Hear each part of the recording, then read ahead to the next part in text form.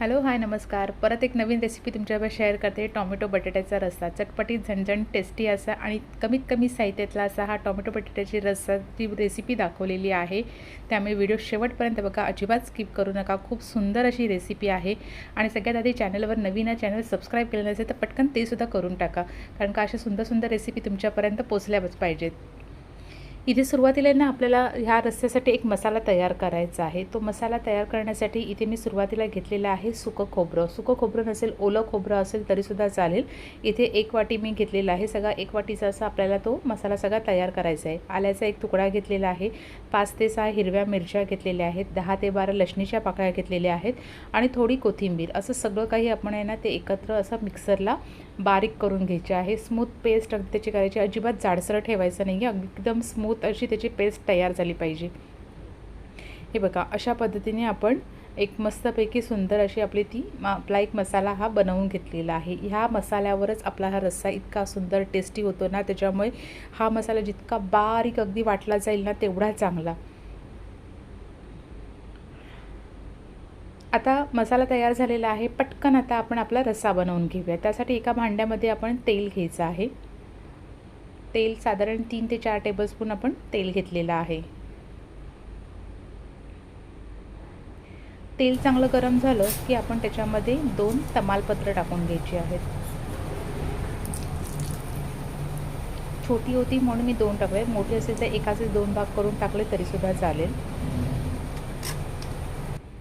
आता जो मसाला तयार केला होता तो सगळा मसाला ना तेलावरती टाकायचा आणि मस्तपैकी ना तो 5 मिनिटांनी असा परतवून काढायचा छानपैकी.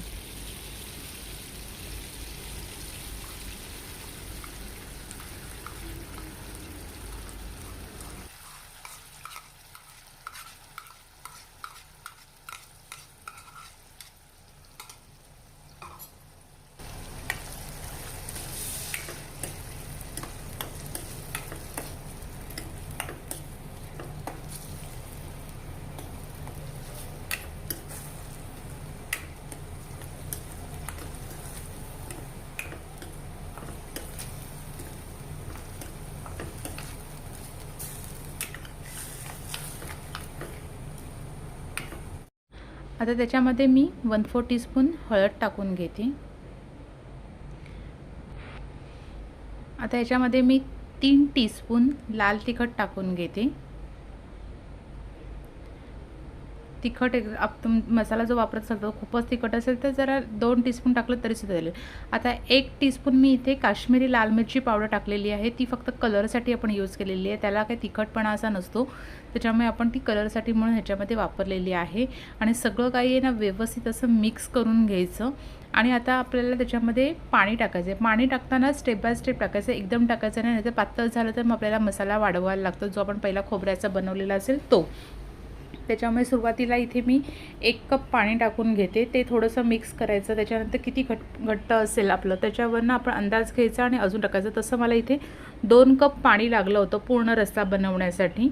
इथे सुरुवातीला आधी 1 कप पाणी टाकून मी सगळं काही व्यवस्थित असं मिक्स करून घेतलं, कारण का जसं आपण त्याला उकळी देतो, शिजवतो तसं मग ते घट्ट होत जातं. त्याच्यामुळे पाणी एकदम पटकन आधी सगळं टाकून घ्यायचं नाही. जसं लागेल तसं टाकत मग आपल्याला पाहिजे तेवढं आपल्याला त्याचा पातळ किती पाहिजे, किती घट्ट पाहिजे ते आपण आपल्या चॉईसवरती ठेवायचं आहे. जसं ते उकळत होतं तसं मी कळत होतं की आपल्याला अजून 1 कप अशा ह्याने मी इथे 2 कप पाणी घेतलेलं आहे. आता त्याला छानपैकी ना आपल्याला उकळी काढून घ्यायची आहे. पूर्णपणे व्यवस्थित असं नाही, थोडंसं असं गरम म्हणजे थोडीशी उकळी आली की त्याच्यामध्ये आपण बटाटा आणि टोमॅटो टाकून घ्यायचा आहे. आता बटाटा आणि टोमॅटो टाकताना टोमॅटो पटकन शिजतो, बटाटा शिजायला जरा वेळ जातो. एक तर तुम्ही बटाटा उकळलेला टाका, नाहीतर बटाटा आधी टाका, तो जरा अर्धा शिजून घ्या आणि नंतर टोमॅटो टाका. आता इथे मी टाकताना कसं आता ह्या रश्श्याला आपण व्यवस्थित अशी एक उकळी काढून घेतलेली आहे. आता इथे मी टोमॅटो घेतलेला आहे. असं मी 2 छोटे टोमॅटो असे मोठ्या आकाराचे कापून घेतलेले आहे आणि 2 छोटे बटाटे. मी बटाटा इथे उकडून घेतलेला आहे, त्याच्यामुळे मी आता दोन्ही गोष्टी एकदम टाकते. जर तुम्ही बटाटा कच्चावाला वापरणार असाल, उकडलेला बटाटा नसेल तर पहिला बटाटा थोडा शिजवून घ्या, त्याच्यानंतर मग टॉमॅटो टाका, कारण का टॉमॅटो पटकन शिजतो, एकदम नरम होऊन जाईल तो, मग तेवढी आपली टॉमॅटो बटाट्याच्या रश्शाची जी मजा आहे त्याची निघून जाईल म्हणजे टॉमॅटो जो असा खायला त्याच्यातला लागतो तो खूप छान लागतो. जर अगदीच तो मऊ झाला तर त्याची काही मजा येणार नाही तेवढी. त्याच्यामुळे बटाटा आधी टाका, तो नीट शिजवा, त्याच्यानंतर टॉमॅटो टाका. आणि जर माझ्यासारखं उकडलेला बटाटा टाकणार असाल तर टॉमॅटो आणि बटाटा दोन्ही एकत्र टाका.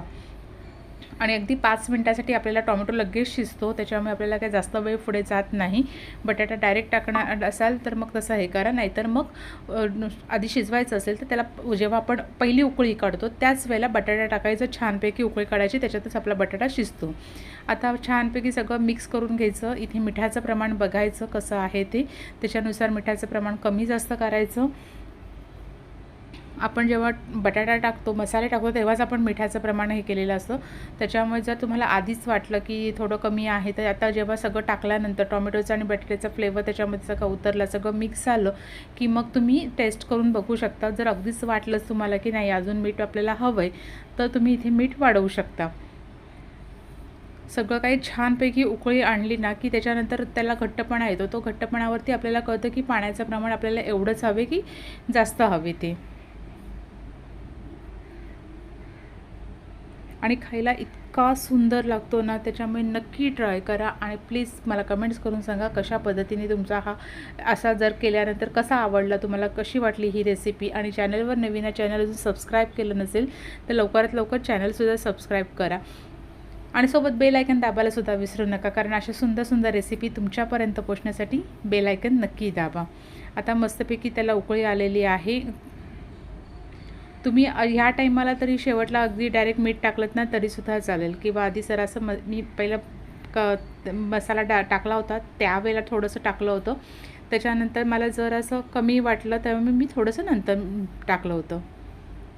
आता उकळी छानपैकी आणली ना की त्याच्यामुळे टॉमॅटो पण लवकर शिजतो आणि मग बटाटा पण आपला शिजवलेला असल्यामुळे त्याचा फ्लेवर पण मस्तपैकी उतरतो. जर आधीच सगळ्या गोष्टी एकदम शिजवायच्या गेल्या तर टॉमॅटो खूप नरम पडून जातो, त्याच्यामुळे ती खाण्यामध्ये त्याची मजा एवढी येत नाही. कारण का टॉमॅटो जरासा असं कडक कडक असं लागला ना, क्रिस्पी जरासा लागला ना तरी चांगला, नाही तर अगदी सूपसारखा नरम अगदी करू नका. मीठ इथे आपण टाकलेलं आहे, तर थोडंसं कमी वाटलं होतं म्हणून, कारण का पहिलं मी अगदीच असं नावालाच मीठ टाकलं होतं. त्याच्यानंतर आता सगळं काही व्यवस्थित असं आपण ते मिक्स करून घेऊया. अगदी पटकन होणारी रेसिपी, 5 ते 10 मिनटात अगदी छानपैकी तयार होते आणि इतकी सुंदर लागते ना की बाकी काहीही आवडतीची भाजी नसेल, काही नसेल तरी नुसती ही अशी टोमॅटो बटाट्याचा रस आणि भात तुम्ही खाल्लात ना पोटभरीचं होऊन जातं. खूप सुंदर आणि मस्तपैकी अगदी लहान मुलंसुद्धा आवडीने खाऊ शकतात अशा पद्धतीचा हा रस्सा तयार होतो. आता मस्तपैकी टोमॅटो आणि बटाटा दोन्ही छानपैकी शिजलेला आहे. आता आपण गॅस बंद करून घेऊया. अशा पद्धतीने आपला मस्तपैकी टोमॅटो बटाट्याचा रस तयार झालेला आहे. खूप सुंदर, टेस्टी, चटपटीत, झणझणीत असा हा टोमॅटो बटाट्याचा रस कसा वाटला मला नक्की कमेंट्स करा. चला तर भेटूया नवीन रेसिपी नवीन व्हिडिओसोबत. तोपर्यंत ही रेसिपी कशी वाटते मला नक्की कमेंट्स करा. थँक्यू.